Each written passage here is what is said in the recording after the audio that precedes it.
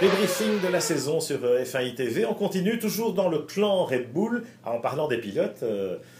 Sébastien Vettel, évidemment, tout à fait au sommet de son art tout au long de cette saison.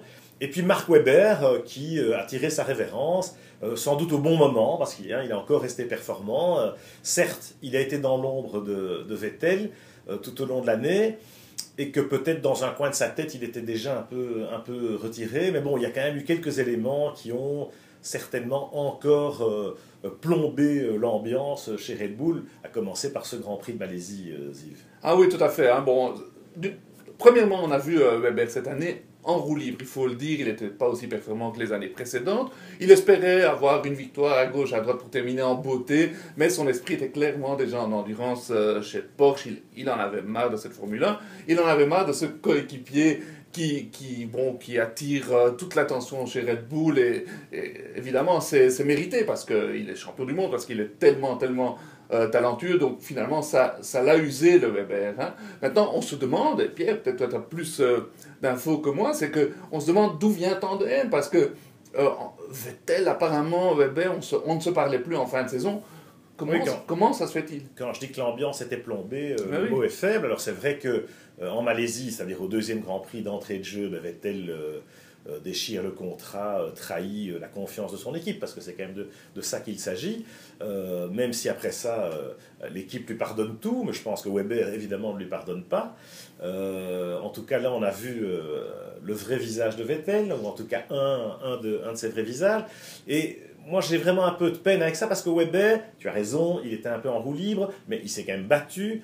C'est surtout en qualif qu'il s'est fait battre par Vettel, et on se constate que la Red Bull, elle n'est jamais aussi efficace que quand elle est devant, mais dès l'instant où elle est dans le trafic, un peu dans les turbulences, mais ça redevient une F1 comme une autre ou presque, ce qui a posé beaucoup plus de problèmes à Webber qu'à Vettel forcément dans le courant de la saison, et en particulier dans la deuxième moitié du championnat. Moi, il y a un événement qui m'a frappé, c'est lors du dernier Grand Prix au Brésil, cette conférence de presse, donc voilà, c'était fini. On a vu dans le parc fermé, ou après, ou dans le Tour de enfin, Vettel, Webber, pas un regard.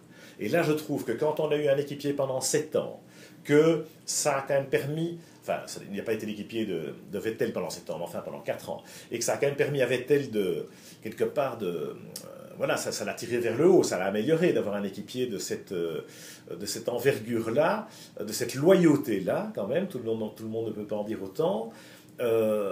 Voilà, qui n'est pas ce manque, enfin bon, qui n'est pas cette estime, et qui n'est pas le panache, Sébastien, de rendre hommage, même si il y a eu des tensions. Je trouve ça très dommageable.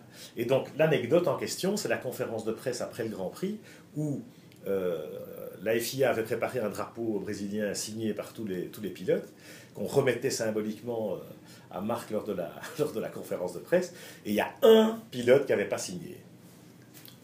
Inutile de vous dire lequel, c'est évidemment Sébastien Vettel. Et ça, c'est même mesquin, quoi. C'est tellement petit, c'est lamentable. Et au point que, à la surprise générale, au moment où Matteo prépare le drapeau pour le remettre à Webber, etc., il y a Bernie Ecclestone qui sort on se demande d'où, qui arrive, parce qu'il a entendu parler de l'histoire, il prend le drapeau, il va chez Webber et il dit « No, you sign here ». Et là, Vettel, évidemment, face à Ecclestone, il ne peut pas faire autrement, mais Webber regarde ses chaussures et Alonso regarde le plafond. Oui, oui. Il faisait, voilà, c'était glacial, quoi, alors qu'on était... Oui, c'est pas très beau, c'est pas très élégant, et c'est là qu'on voit que Vettel, il a 26 ans, c'est encore un jeune gars, et s'il avait eu plus d'expérience de la vie en général, il se serait comporté probablement différemment. Et nous, on a été témoins d'un deuxième incident, c'était à Monza. Souviens-toi, il y avait la fête organisée par Red Bull pour le dernier Grand Prix européen de Mark Webber.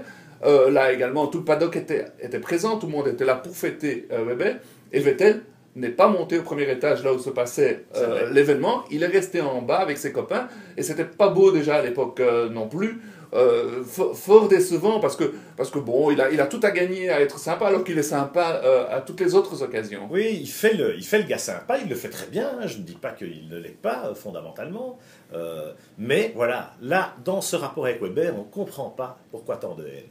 Et c'est vrai, ce que tu dis à Monza, on est quand même chez Red Bull, tout le paddock défile, c'est-à-dire tous les teams, tous les pilotes, les teams principaux, les ingénieurs des autres écuries prennent le plaisir aussi quand même d'aller rendre hommage à Mark Webber symboliquement. Et Vettel, il est là, il est physiquement là, il est en bas. J'ai presque envie de dire qu'il nargue son équipier, mais il ne monte pas l'escalier. Bon, au secours, quoi, c'est triste. C'est vrai, il y avait mieux à faire. Et bon, maintenant, bon vent à Weber. Moi, j'espère qu'il s'il gagne Le Mans avec Porsche, ça sera quand même une belle histoire.